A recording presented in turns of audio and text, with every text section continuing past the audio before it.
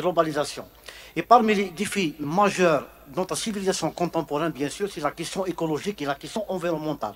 Donc la question environnementale est devenue comme un enjeu politique moderne.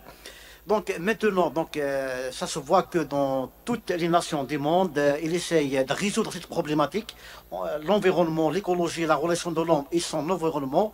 Mais maintenant, on parle de le devenir de la planète. Le devenir de la planète maintenant est conditionné par la protection de l'écologie et de l'environnement. Donc ce n'est pas une question académique à traiter au niveau des institutions. Maintenant, il est devenu un enjeu majeur.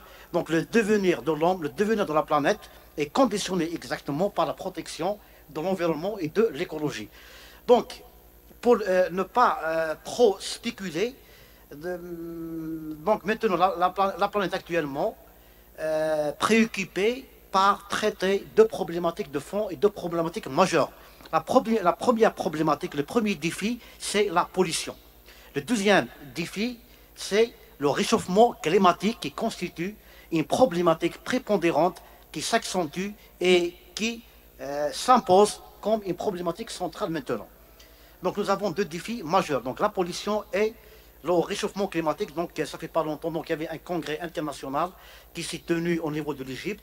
Donc il y avait donc la présence de tous les chefs d'État du monde, exactement pour résoudre cette problématique. Donc à quel point cette question préoccupe exactement le devenir des nations. Donc d'autres problèmes environnementaux, mis à part la pollution et l'environnement bien sûr.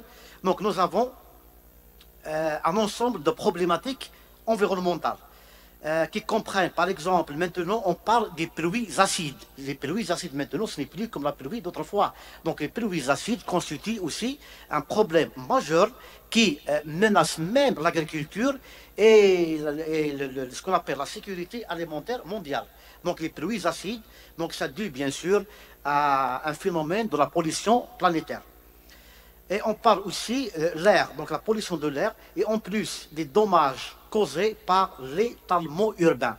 Donc maintenant, bien sûr, avec l'évolution de la population mondiale, donc ça fait pas longtemps, un chiffre qui a été annoncé, ça fait pas longtemps par l'Office international de l'ONU, c'est donc on est à 8 milliards.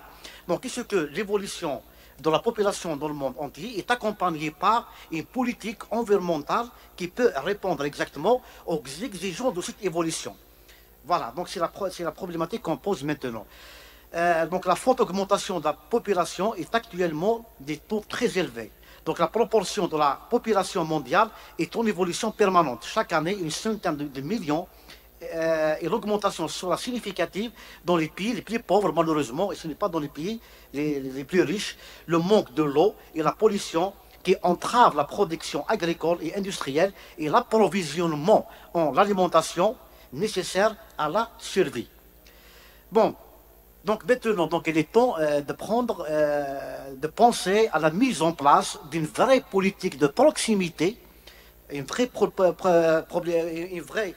politique de proximité pour la prise en charge de l'environnement et de l'écologie. Donc pour cela, des mesures pratiques s'imposent, concrètes, doivent être conçues pour remédier à ce phénomène. Donc nous pouvons résumer quelques principes, quelques mesures en quelques mots.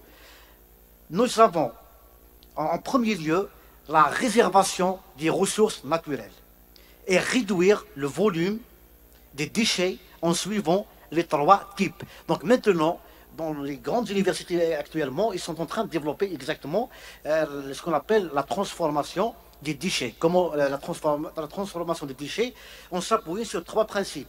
Réduire, réutiliser et recycler. Donc réduire les déchets, réutiliser une deuxième fois, ou bien le recyclage. Donc maintenant, on ne peut pas s'en débarrasser des déchets, on ne peut pas parler de la question environnementale sans prendre en considération l'industrialisation des déchets en utilisant ces trois concepts, réduire, réutiliser et recycler. Faire du bénévolat dans les activités de nettoyage de la nature et participer à sa propreté, apprendre à sensibiliser à l'environnement et aider les autres à comprendre l'importance de la valeur des ressources naturelles. Donc ici, donc le bénévolat exactement, fait ou bien exercé à travers le mouvement associatif, est très important exactement pour préserver l'environnement et la question écologique qui doit se faire par le biais des mouvements associatifs, par le biais des écoles, par le biais de la sensibilisation de la société. Nous avons le troisième point, conserver l'eau en rationalisant sa consommation, car cela réduit les eaux usées qui polluent l'environnement. Cela nécessite une orientation et une rationalisation de la consommation de l'eau pour sa durabilité.